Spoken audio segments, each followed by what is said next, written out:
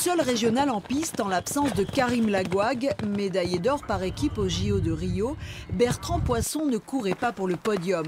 Mais à l'issue des 3 km de cross, le cavalier du Loiret était satisfait de sa monture.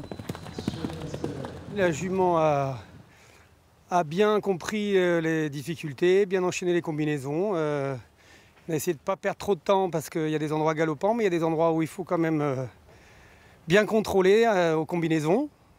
Mais dans l'ensemble, elle a bien couru, elle a fait un bon parcours. Ils étaient 21 partants pour la 3e édition de cette compétition sur le parc équestre. Un site que la Fédération française d'équitation entend imposer comme un lieu incontournable pour le haut niveau.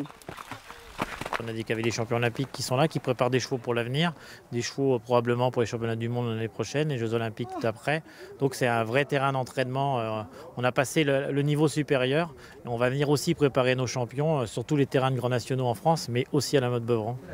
Et la FFE a mis de gros moyens pour aménager entièrement cette piste de cross en important un sable spécial, car à l'origine, le sol n'était pas adapté à ce type d'épreuve. Le terrain n'est pas naturel, tout est rajouté.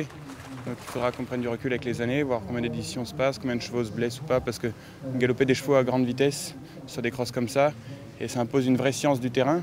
Le terrain idéal étant l'herbe, évidemment souple, ni trop profonde, ni trop ferme. Alors quand on fait des terrains artificiels comme ça, on a toujours besoin d'un temps de recul. Le parcours, bien que technique, n'a pas occasionné de gros incidents, un élément de nature a rassuré les cavaliers.